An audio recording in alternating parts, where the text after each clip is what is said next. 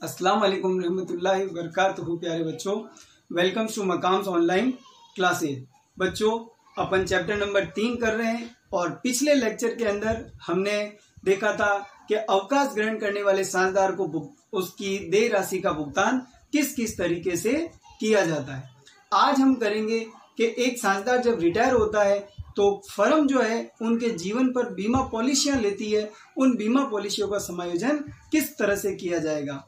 तो अपन इसमें दो टॉपिक है, एक है अवकाश ग्रहण करने पर बीमा पॉलिसी का समायोजन और एक है किसी साझेदार की मृत्यु होने पर बीमा पॉलिसी का समायोजन। ठीक है बच्चों, तो आज का अपना टॉपिक रहेगा बीमा पॉलिसी का समायोजन।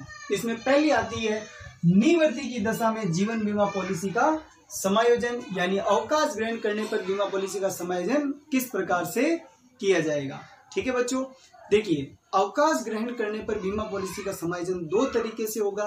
पहला होगा कि जब प्रीमियम को व्यापारिक खर्च माना जाए, ट्रेडिंग एक्सपेंसेस माना जाए, रेवेन्यू एक्सपेंडिचर माना जाए, और दूसरा होगा कि जब बीमा प्रीमियम को पूंजीगत खर्च विनियोग माना जाए, कैपिटल एक्सपेंडिचर माना जाए। ठीक है बच्चों, अब देखिए इसमें अकाउंटिंग कैसे करेंगे तो उसको ही हमें समझना है। देखिए जब बीमा प्रीमियम को व्यापारिक खर्च माना जाए, इस कंडीशन के अंदर पुस्तकों के अंदर समर्पण मूल्य बीमा पॉलिसी की कोई राशि भी विद्यमान नहीं होती है। तो अब यहाँ क्या करेंगे हम लोग, सबसे पहले जीवन बीमा पॉलिसी का समर्पण मूल्य ज्ञात किया जाएगा। क्या ज्ञात किया जाएगा? समर्पण मूल्य ज्ञात। कोई कैलकुलेशन, कोई मेथड नहीं है, वो ये होता है कि अगर बीमा पॉलिसी ले जाकर के बीमा कंपनी को दे दें तो बीमा कंपनी हमें कैलकुलेट करके जो राशि देने के लिए तैयार हो जाएगी कि भाई आपको ये पैसे वापस मिलेंगे इतने कट करके, वो होता है समर्पण मूल्य। ठीक है बच्चों, समर्पण मूल्य का मतलब ये होता है कि वास्तव में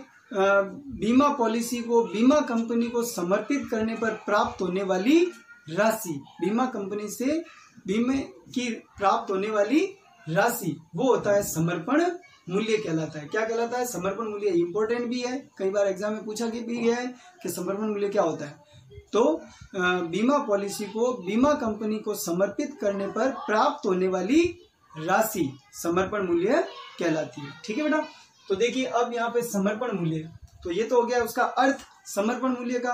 अब व्यापारिक खर्च जब मानते हैं तो उस कंडीशन के अंदर, जैसा कि पुस्तकों में पहले जॉइंट लाइफ पॉलिसी अकाउंट नहीं होता है, संयुक्त बीमा पॉलिसी के कोई शेष नहीं होता है, तो अब यहाँ पे जो है साझेदार आपस में समझौता करते हैं कि भाई हम उस बीमा पॉलिसी का खाता खोलेंगे। तो जब बीमा पॉलिसी खाता खोला जाता है वो खोला जाएगा समर्पण मूल्य पर। कौन से मूल्य पर? समर्पण मूल्य पर बीमा पॉलिसी का खाता खोला जाएगा। तो देखिए समर्पण मूल्य की राशि का लेखा करने पर, तो अब यहाँ पे कि जैसे कि बीमा कंपनी से जो पैसे प्राप्त होंगे वो सबको बटेंगे, क्योंकि पैसा तो व्यापार से गया, तो जब पैसा बांटेंगे तो उस कंडीशन के अंदर कैपिटल खाते क्रेडिट हो जाएंगे। अब क्या चीज बट रही है? जो चीज बटेगी वो डेबिट हो जाएगी, यानी जॉइंट लाइफ पॉलिसी। तो पॉलिसी का पैसा बट रहा है, तो यहाँ पे joint life policy account debit to all partners capital. ये कौन से रेशियो में होगा? ओल्ड प्रॉफिट शेयरिंग रेशियो के अंदर, यानी पुराने लाभ हानि अनुपात के अंदर बांट दिया जाएगा। क्या बांटा जाएगा? समर्पण मूल्य। क्या? समर्पण मूल्य। ये ध्यान रखना बेटा, समर्पण मूल्य बांटेंगे। ठीक है, समर्पण मूल्य से ही लेखा होगा। अब देखिए जब साझेदार ये सहमत हो जाते हैं कि भाई समर्पण मूल्य से लेखा कर दिया जाए, पुस्तकों में खाता खोला जाए, अब भविष्य के अंदर जो नई बैलेंस शीट बनेगी अब साझेदारों की, उसमें जॉइंट लाइफ पॉलिसी को एसेट साइड में शो किया जाएगा। ठीक है, किस साइड में शो किया जाएगा? एसेट्स साइड में शो किया जाएगा, क्योंकि वो संपत्ति बन गई हमारी। क्या बन गई? व्यापार की संपत्ति बन चुकी है। ठीक है, तो इस कंडीशन के अंदर जब प्रश्न इतना ही होता है कि भाई समर्पण मूल्य पर उसका लेखा किया जाए और साझेदार सहमत होते हैं कि इसे पुस्तकों में दिखाया जाए, तो जब पुस्तकों में दिखाएंगे तो इसे कहाँ दिखाएंगे? हमेशा नई बैलेंस शीट के एसेट्स वाली साइड में, चिट्ठे के एसेट साइड में, संपत्ति पक्ष में दिखाया जाएगा। तो समर्पण मूल्य से दिखाया जाएगा, जैसे मान लीजिए समर्पण मूल्य 20,000 रुपये है। कितने हजार रुपये है? 20,000 रुपये। तो ये 20,000 हो, 5,000 हो, 10,000 हो, जो भी हो, ये बैलेंस शीट के अंदर भी जॉइंट लाइफ पॉलिसी के नाम से दिखाया जाएगा। ये तो हो गया कि अगर साझेदार पुस्तकों में दिखाना चाहते हैं। अब आता है कि यदि साझेदार दिखाना ही नहीं चाहते हैं, खाता खोलेंगे, वापस उसको बंद भी कर देंगे। वापस उसको क्या कर देंगे? बंद कर देंगे। तो ये तो हो गया खाता खोलने पर, और ये हो जाएगा खाता बंद करने पर। ज्वाइंट जीवन बीमा पॉलिसी खाता बंद करने पर। जब बंद करेंगे तो ये नए अनुपात में होगा, वो भी रिमेनिंग पार्टनर्स के अंदर। तो देखो खोला जब वो डेबिट हुआ, बंद करेंगे तो क्या होगा, क्रेडिट होगा ज्वाइंट लाइफ पॉलिसी। तो जब बंद करेंगे क्रेडिट ज्वाइंट लाइफ पॉलिसी हो गया, तो डेबिट कौन होगा, कैपिटल अकाउंट होंगे। क्या होंगे, जैसे गुडविल को बंद करते हैं अपन लोग, तो गुडविल खाता क्या होता है, 2 गुडविल आता है, तो ये 2 हो गया। और रिमेनिंग पार्टनर्स कैपिटल क्या हो जाएंगे, डेबिट हो जाएंगे। तो remaining partners capital account debit to joint life policy account. Okay बेटा, ये एंट्री किसकी है, पॉलिसी खाते को बंद करने की। कौन सी एंट्री है, पॉलिसी खाते को बंद करने की। ठीक है बेटा, ये है कि जब साझेदार भविष्य में पुस्तकों में पॉलिसी खाता दिखाना नहीं चाहते हैं, उस कंडीशन में ये एंट्री होगी।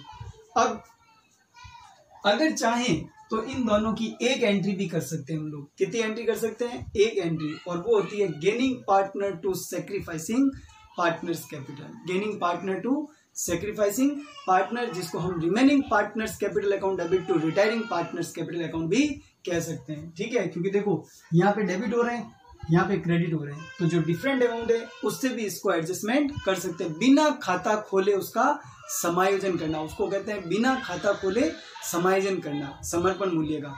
देखो खाता खोलेंगे तो ये एंट्री करनी पड़ेगी, बंद करेंगे तो ये एंट्री करनी पड़ेगी, यानी बाई जेएलपी और टू जेएलपी आएगा, उसकी जगह पर ये एंट्री कर सकते हैं remaining partners capital account debit to retiring partners capital. लेकिन वो किसके अंदर होगी, गेनिंग रेशियो के अंदर होगी। ठीक है बच्चों, तो ये तो हो गया पहला कि जब व्यापारिक खर्च माने, और व्यापारिक खर्च मानने में पुस्तकों में दिखाना है या नहीं दिखाना है। दिखाना है जब तो एक entry JLP to all partners capital, नहीं दिखाना है तो 2 एंट्री, पहली ये और दूसरी ये रिमेनिंग पार्टनर टू जेएलपी नए प्रॉफिट शेयरिंग रेशियो के अंदर। ठीक है, और चाहे तो दोनों की एक एंट्री कर सकते हैं, remaining partners capital account debit to retiring partners capital account. ठीक है, ये हो गया इसका समायोजन। जैसा प्रश्न में कहे उसके अनुसार करेंगे।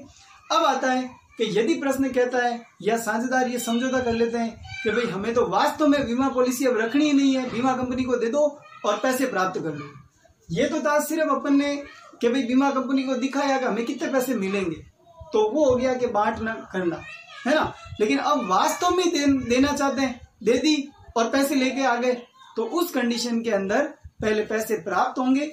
पैसे प्राप्त करने की एंट्री होगी cash account debit to JLP account, joint life policy account. ये तो हो गया पैसे प्राप्त करने पर, बीमा कंपनी से राशि प्राप्त होने पर। तो बीमा कंपनी से राशि प्राप्त होने पर cash account debit to JLP पैसा आया। अब इस जेएलपी को क्या करना है, पार्टनर्स को बांटना है, तो बांटेंगे तो यही एंट्री वापस होगी JLP account debit to all partners capital account. जितना पैसा मिला वो बढ़ जाएगा। ठीक है बेटा, तो ये एंट्री एक्स्ट्रा हो जाएगी यहाँ पर कि जब वो वास्तव में बीमा कंपनी को दे ही दी। अब यहाँ पे कोई एसेट्स वगैरह कुछ भी नहीं, क्योंकि हमने तो देकर भी आ गए। ठीक है, और पैसा भी बढ़ गया, एक तरफ क्रेडिट हुआ तो दूसरा डेबिट हो गया, यानी कि अब पुस्तकों में ये कहा था शो नहीं होगा, एसेट साइड में जीएलपी शो नहीं होगी। तो ये पहला मेथड है जब उसको व्यापारिक खर्च माना जाए। हमेशा ध्यान रखना कि ज्वाइंट लाइफ पॉलिसी का जो लेखांकन होगा वो समर्पण मूल्य से होगा। किस मूल्य से होगा, समर्पण मूल्य से लेखा करेंगे। ठीक है, बंद करेंगे तो भी ये समर्पण मूल्य ही है। क्लियर बेटा। तो अब चलते हैं दूसरा कि जब प्रीमियम को पूंजीगत खर्च माना जाए। बेटा इस कंडीशन के अंदर ज्वाइंट लाइफ पॉलिसी अकाउंट पहले से पुस्तकों में मौजूद होता है, यानी एसेट साइड में दिखाया हुआ रहता है। तो अब इसका समायोजन जब करेंगे तो अपन को अतिरिक्त सूचना में दिया हुआ होगा जीवन बीमा पॉलिसी का पुनर्मूल्यांकन, तो वो होगा पुनर्मूल्यांकन खाते के माध्यम से। इस दशा में जो समायोजन होगा वो रिवैल्यूएशन अकाउंट में किया जाएगा। ठीक है, रिवैल्यूएशन अकाउंट में कैसे करेंगे, तो हमें ये देखना पड़ेगा, हम कंपेयर करेंगे कि हमें पहले खाता कितने से दिया हुआ है, यानी बैलेंस शीट में ज्वाइंट लाइफ पॉलिसी कितनी है, और अब जो नया मूल्यांकन हुआ पॉलिसी का समर्पण मूल्य का वो कितना है। अगर हमारा पुस्तक मूल्य हमारा जो नया मूल्य है वो ज्यादा है या कम है, उसके अनुसार उसका लेखांकन करेंगे। देखिए पुनर्मूल्यांकन में जैसा कि ये संपत्ति मान रहे, देखो विनियोग क्या होते हैं, इन्वेस्टमेंट क्या होती है, एसेट्स।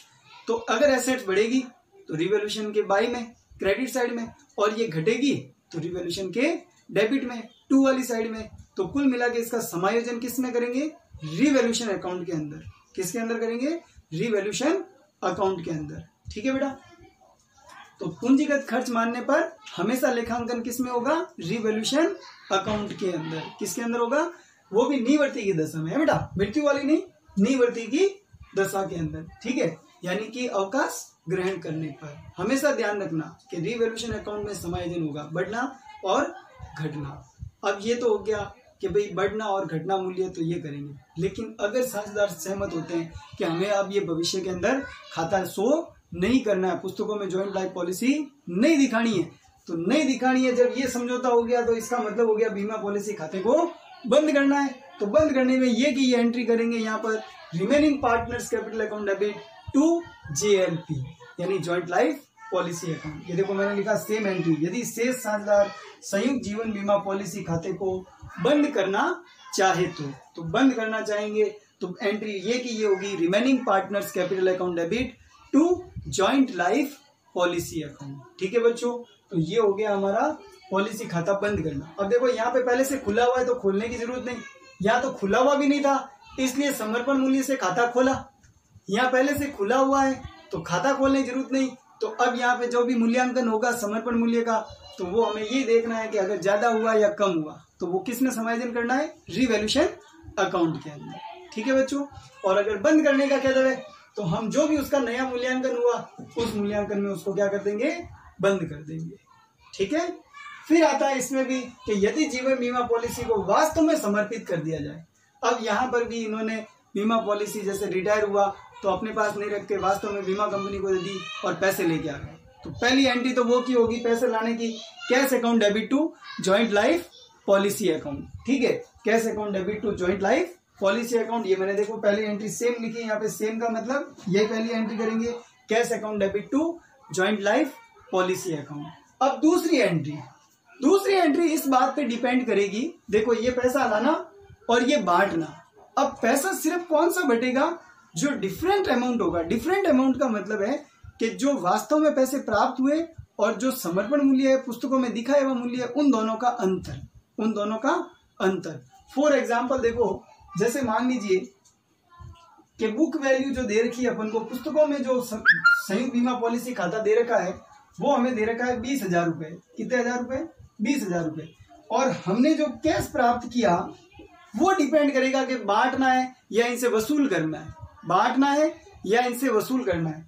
अगर इनको खुद को मिलेगा पार्टनर को तब तो यही एंट्री होगी JLP टू ऑल पार्टनर, और अगर इनसे वसूल करना पड़े तो इसकी उल्टी एंट्री हो जाएगी ऑल पार्टनर्स टू JLP। ये देखो विपरीत एंट्री करेंगे, विपरीत का मतलब इसका उल्टा, all partners capital to JLP। अब देखो कब बटेगा और कब वापस उनसे वसूल करना है। तो अगर हमें 20,000 से ज्यादा मिला तो बटेगा, और 20,000 से कम मिला तो वसूल होगा। तो मान लीजिए जैसे कैश अपन को मिल गया 30,000 रुपए, 20,000 से ज्यादा कितना भी हो, चाहे 21,000 हो, 22,000 हो, 25 हो, 30 हो, कुछ भी हो, मतलब बुक वैल्यू से ज्यादा मिलना चाहिए, बुक वैल्यू से ज्यादा मिलना चाहिए, पुस्तकों में दिखाई हुई राशि से ज्यादा पैसा मिलना चाहिए। ज्यादा मिलेगा तो JLP टू ऑल पार्टनर, ये बांटने की एंट्री। ठीक है, लेकिन अगर कम मिला तो 20,000 की जगह मान लीजिए अपन को मिले 18,000 रुपए, तो यहाँ 2,000 का क्या हो गया? नुकसान हो गया अपन को। तो ये 2,000 का नुकसान किससे वसूल करेंगे? इन्हीं साझेदारों से। तो इसकी उल्टी एंट्री करनी पड़ेगी all partners capital account debit to joint life policy account. ठीक है बच्चों, तो ये था हमारा आज का कि भाई अवकाश ग्रहण करने पर बीमा पॉलिसी का समायोजन किस प्रकार से किया जाता है। अब अपन करेंगे कि मृत्यु की दशा में जीवन बीमा पॉलिसी का समायोजन कैसे करेंगे। ठीक है बच्चों,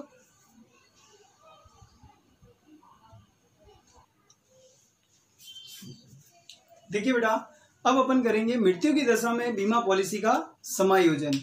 यहाँ पे अपन को दो समायोजन पढ़ने, एक पृथक जीवन बीमा पॉलिसी और एक संयुक्त जीवन बीमा पॉलिसी। पृथक का मतलब जितने साझेदार हैं उन सब की अलग अलग पॉलिसियां, और संयुक्त का मतलब सबकी एक कंबाइंड बीमा पॉलिसी। ठीक है बेटा, तो यहाँ पे सबसे पहले अपन करेंगे व्यक्तिगत अथवा पृथक जीवन बीमा पॉलिसी, सबकी अलग अलग। अब अलग अलग यहाँ पे इसमें कोई अलग अलग कंडीशन नहीं है कि व्यापारिक खर्च मानना, पूंजीगत खर्च मानना, बस यहाँ पर एक ही है कि व्यापारिक खर्च मानना। ठीक है, तो देखिए सबसे पहले इसके अंदर होगा प्रीमियम चुकाने पर। प्रीमियम जब चुकाएंगे तो पैसा जाएगा, तो वो टू कैश या बैंक आएगा, और किसका जा रहा है? प्रीमियम का जा रहा है, तो insurance premium account debit to cash या बैंक अकाउंट। ये तो हो गया प्रीमियम चुकाना। अब ये एक खर्चा है, तो जब भी लाभ हानि खाता बनाएंगे उसके अंदर इनडायरेक्ट खर्चे भी लिखे जाते हैं, तो इसको लाभ हानि खाते में ट्रांसफर करेंगे। Profit and loss account debit to insurance premium, लाभ हानि खाता डेबिट हो जाएगा। और वैसे भी टू वाली साइड में खर्चे लिखे जाते हैं लाभ हानि खाते के, तो टू इंश्योरेंस प्रीमियम। अब बेटा ये दो एंट्रियां हर साल की जाएगी जब तक कि साझेदार जिंदा है, उस प्रीमियम का भुगतान किया जा रहा है, ठीक है, उस पॉलिसी का भुगतान किया जा रहा है, तब तक ये एंट्रियां हर साल करेंगे अपन दोनों एंट्रियां, पहले प्रीमियम चुकाना फिर उसको लाभ हानि खाते में ट्रांसफर करना। अगर मान लीजिए बीमा प्रीमियम साल में 4 बार चुकाया जाता है तो ये एंट्री 4 बार होगी, ये एंट्री सिर्फ 1 बार होगी पूरा एक साथ ट्रांसफर करने की। अगर बीमा प्रीमियम 2 बार चुकाया जाता है, अर्धवार्षिक चुकाया जाता है, तो ये 2 बार होगी और ये 1 बार होगी, लेकिन होगी हर साल यही वाली एंट्रियां, ठीक है बेटा। तो ये तो होगा बीमा प्रीमियम चुकाना। अब देखिए मान लीजिए कभी भी किसी पार्टनर की डेथ हो गई, तो डेथ होने पर हम सबको पता है कि भाई बीमा कंपनी से पैसे प्राप्त हो जाते हैं। अब वो पैसा जो प्राप्त होगा तो उसने तो चुकाया नहीं, फर्म ने संयुक्त रूप से चुकाया। तो इस कंडीशन के अंदर देखिए यहाँ पर जैसे ही मृत्यु हो जाएगी तो मृत्यु की दशा के अंदर 3 एंट्रियां होगी। कितनी एंट्रियां होगी? 3। सबसे पहले साझेदार की मृत्यु होने पर राशि देय होने पर, राशि देय होना मतलब ड्यू करना, तो ड्यू किसके ऊपर है? ये किसके ऊपर है ना, जो है देय होगी इंश्योरेंस कंपनी पर। इंश्योरेंस कंपनी हमारी कौन बन जाएगी? देनदार बन जाएगी, फर्म की क्या बन जाएगी? देनदार।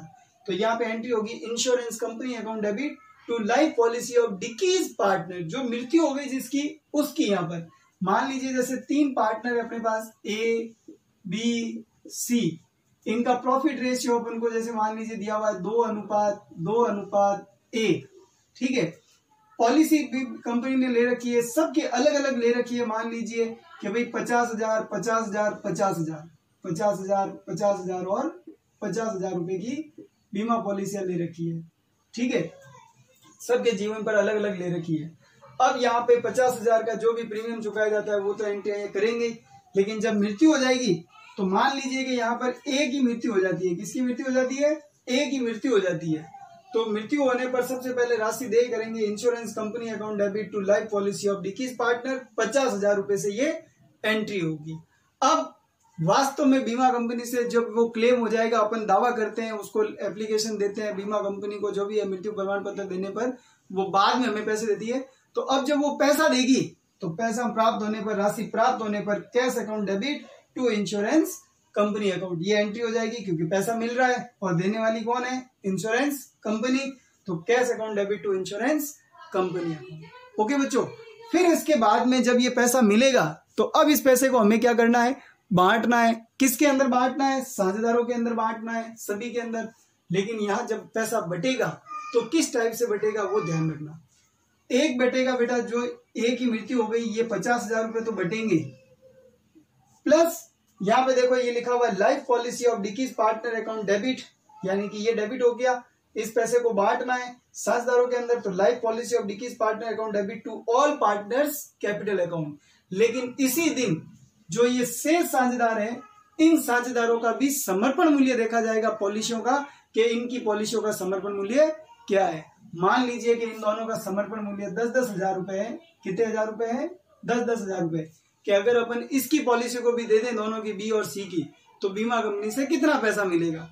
तो दोनों से मिलेगा 10-10 हजार, यानी 20,000 रुपए।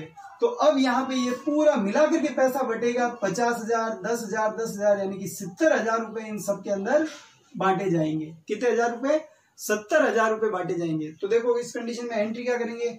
लाइफ पॉलिसी ऑफ डिकीज partner account debit, life policy of other partner account debit, यानी B's policy account debit, C's policy account debit, इस टाइप से, ठीक है। और ये सब जो है डेबिट करने के बाद फिर लिखेंगे to all partners capital account, to all partners capital account, ठीक है बेटा।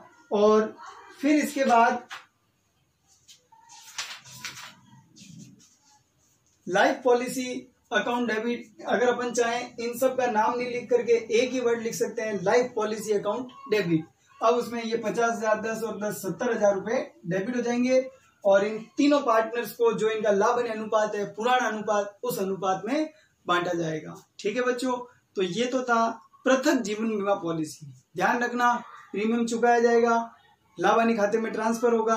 ये एंट्रियां हर साल होती रहेगी। ये जितनी बार साल में प्रीमियम चुकाए उतनी बार, ये साल में एक बार। उसके बाद फिर जैसे ही मृत्यु हो गई, मृत्यु होते ही पैसा ड्यू हो जाएगा। ड्यू होने के बाद तारीख दे रखी होगी कि बीमा कंपनी से इस तारीख को पैसे प्राप्त हो गए, तो ये तो मृत्यु के दिन की, ये राशि प्राप्त होने के दिन की एंट्री करेंगे, तो राशि प्राप्त हो जाएगी। उसके बाद वो बट जाएगी, ठीक है। पर बटेगी कौन सी? एक तो व्यक्तिगत बीमा पॉलिसी का पैसा, जिसकी मौत हो गई उसका पैसा पूरा का पूरा, और प्लस अदर वालों की समर्पण मूल्य का पैसा, ठीक है। तो ये हो गया व्यक्तिगत जीवन बीमा पॉलिसी। अब चलते हैं अपन संयुक्त जीवन बीमा पॉलिसी की तरफ। तो संयुक्त जीवन बीमा पॉलिसी के अंदर देखिए, ध्यान से समझना, यहाँ पर फिर 3 कंडीशन आएगी कि बीमा प्रीमियम को व्यापारिक खर्च मानना, बीमा प्रीमियम को पूंजीगत खर्च मानना या विनियोग मानना, और तीसरा एक और आएगा कि बीमा प्रीमियम को विनियोग मानना और विनियोग के बराबर संचय का निर्माण करना। विनियोग के बराबर क्या करना? संचय का निर्माण करना। ये 3 परिस्थितियां आएगी। अभी आज अपन जो है वो सिर्फ पहली परिस्थिति करेंगे, जिसमें संयुक्त बीमा पॉलिसी को क्या माना जाएगा? व्यापारिक खर्च माना जाएगा, ठीक है। तो देखिए, व्यापारिक खर्च माना जाएगा, इसको ध्यान से समझना। जब बीमा प्रीमियम को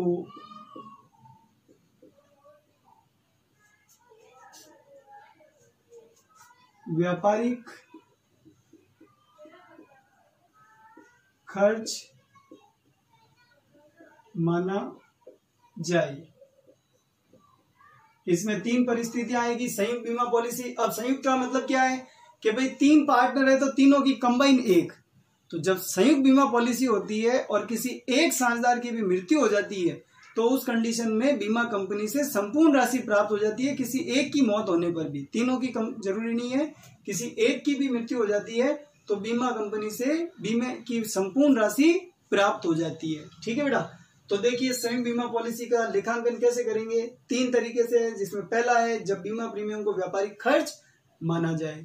तो बच्चों, यहाँ पर ये जो 2 एंट्री हमने की है, यहाँ क्या लिखा है? Insurance premium account debit to insurance premium, यहाँ पर। तो बस अपन को अब यहाँ पर वर्ड चेंज नहीं करना है, बल्कि यहाँ पर जो है वो सेम टू सेम ये का ये रहेगा, यानी कि ये एंट्री बिल्कुल सेम रहेगी, सेम, ये वाली भी सेम एंट्री होगी।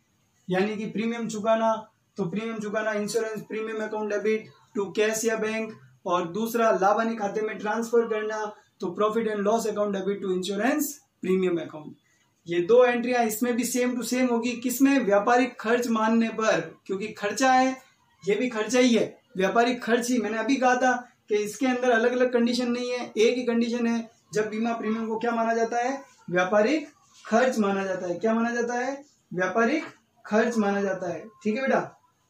तो अब यहाँ पर व्यापारिक खर्च में ये 2 एंट्रियां तो सेम टू सेम होगी। तीसरी एंट्री के अंदर जब साझेदार की मृत्यु हो जाएगी, तो उस कंडीशन के अंदर यहाँ पे इंश्योरेंस कंपनी अकाउंट डेबिट, और 2 में जो ये है इसको चेंज करके हो जाएगा insurance company account debit to joint life policy, JLP, joint life policy. क्योंकि यहाँ पे अकेले की है नहीं, अकेले की होती तो life policy of disease partner, यानी मृतक साझेदार की पॉलिसी, लेकिन यहाँ पे क्या है? संयुक्त बीमा पॉलिसी। तो बस वर्ड यूज करेंगे JLP, सिर्फ शब्द का फर्क है और कोई फर्क नहीं है। तो जॉइंट लाइफ पॉलिसी, जैसे ही पैसा मिलेगा तो ये एंट्री सेम होगी, cash account debit to insurance company, और इंश्योरेंस कंपनी के बाद ये JLP का जो अमाउंट होगा ये साझेदारों के अंदर बांट दिया जाएगा। जो भी बीमा पॉलिसी से पैसा मिलेगा उस पैसे को साझेदारों के अंदर क्या कर दिया जाएगा? बांट दिया जाएगा, ठीक है बच्चों। तो बांटने की एंट्री हो जाएगी JLP account debit to all partners capital account, JLP account debit to all partners capital account. Okay, तो ये मृत्यु की दशा में था पृथक जीवन बीमा पॉलिसी, संयुक्त जीवन बीमा पॉलिसी। लेकिन अभी मैंने एक ही तरीका बताया है, कौन सा? जब बीमा प्रीमियम को व्यापारिक खर्च माना जाए, ठीक है। दोनों सेम टू सेम है, सिर्फ लास्ट में फर्क हो जाएगा, यहाँ पर JLP वर्ड यूज करेंगे। कौन सा वर्ड यूज करेंगे? JLP वर्ड यूज करेंगे। ठीक है बच्चों, बाकी अदर जो बचा अपन वो अगले लेक्चर के अंदर करेंगे। इसका दूसरा और तीसरा मेथड जो है संयुक्त बीमा पॉलिसी का, वो अपन अगले लेक्चर में करेंगे। ठीक है, तो मिलते हैं तब अगले लेक्चर में, तब तक के लिए गुड बाय, अस्सलाम वालेकुम रहमतुल्लाहि वबरकातुहू।